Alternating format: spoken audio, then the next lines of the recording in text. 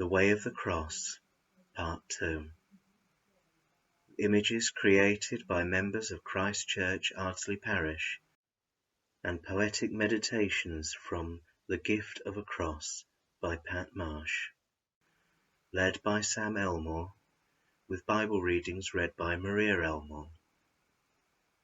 In order to provide a still and unadorned experience, there is no music in this video. However, please feel free to pause the video here if you would prefer to play some quiet music, or if you want to grab a cross that you can hold, or a Bible, if you feel these things would be helpful to you. Station 5. Jesus takes up his cross. John 19, verses 13 to 17. Pilate brought Jesus out and sat down on the judgment seat at a place called the Pavement, and in Hebrew, Gabbatha. Now it was the day of the preparation of the Passover. It was about the 6th hour. He said to the Jews, "Behold your king." They cried out, "Away with him! Away with him! Crucify him!" Pilate said to them, "Shall I crucify your king?" The chief priests answered, "We have no king but Caesar." Then he handed him over to them to be crucified. So they took Jesus, and he went out, bearing his own cross, to the place called the Place of a Skull, which is called in Hebrew Golgotha. The crushing weight of the sins of all the world upon his back, and not even one of them his. What grace to shoulder the cross and bravely walk. What overwhelming love as he stumbled towards Golgotha. Human energy visibly draining, divine energy empowering, enabling him to love to the very last breath, still reaching out to others as he journeyed to and through the cross. A loving glance here, a kind word there, a look of peace, a tender gaze in every lonely moment on the unforgiving road to Calvary. Never was a walk so bitter and so sweet. Love never so diamond hard and costly. Divinity at its best, facing humanity at its worst. The carpenter God, giving absolutely everything to restore us to himself. What love! What costly love!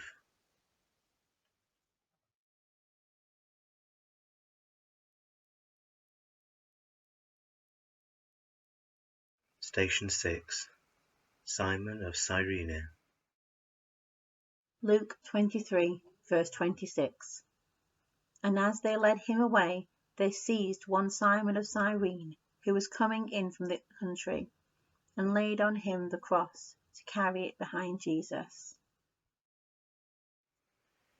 Here, you, carry this cross, they said. I didn't have much of a choice. Feared for my life if I refused. Not best to argue when a Roman's pointing a spear at you. He couldn't carry it one more step, the Christ. That much was clear. The strength was all beaten out of him.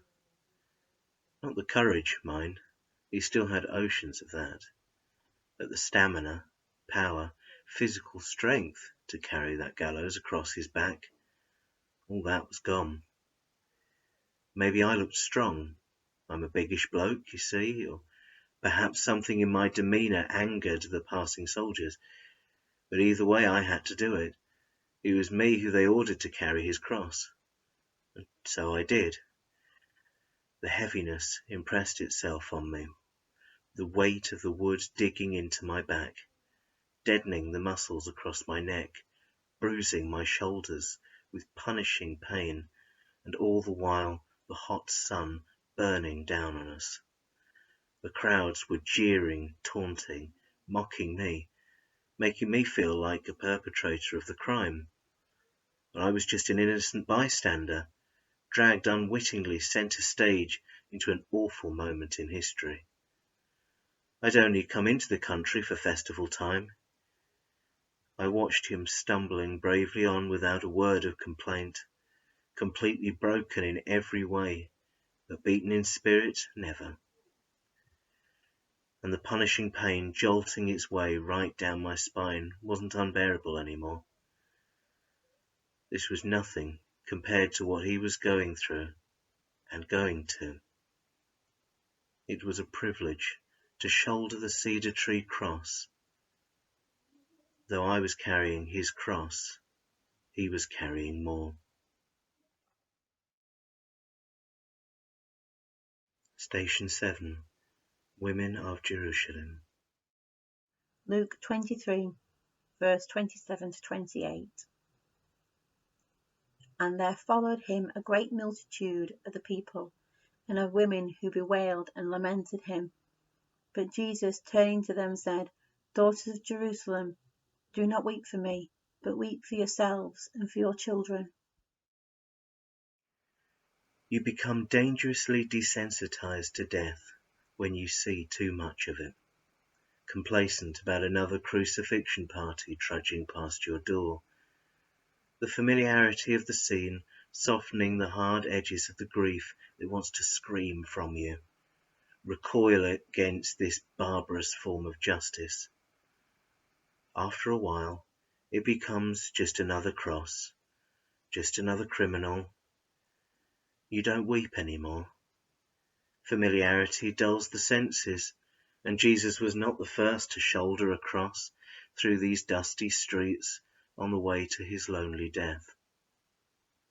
But the execution of Jesus was different. This day was different. This day no one could suppress their tears, the anger, the raw, distressing grief that welled up from our guts. This day we cried, lamented, openly wept as we followed him along his path, our tears giving voice to the sorrow of the world. Somehow he found the strength to straighten his back, force himself up from the crippling stoop that develops under the weight of the wood, and somehow the courage to defy the military as he stopped on the path and crossed to us, took the initiative to come and say, Women of Jerusalem, do not weep for me. It was as if he knew there was a greater purpose to his pain. The hour of Jerusalem's greatest grief, the midst of his personal agony. And he just quietly said, Do not weep. I can see the peace in his eyes. I can hear it again in his voice. Do not weep for me. Station 8. Jesus is nailed to the cross. Mark 15, verses 22 to 24. And they brought him to the place called Golgotha, which means the place of skull. And they offered him wine mingled with myrrh, but he did not take it. And they crucified him, and divided his garments among them, casting lots for them to decide what each should take. The soldiers begin their task with clinical precision and matter-of-fact indifference. Crucifixion's a well-rehearsed procedure here, whoever the victim. Even before the nails secure him to the cross, our Lord is already embracing the world in forgiveness. Strong arms of the carpenter stretched out with a calm acceptance of his cruel and undeserved death. The death that will slowly claim him once these measured, meticulous preparations are complete. Nails, hammer, hoist. Love, death, salvation.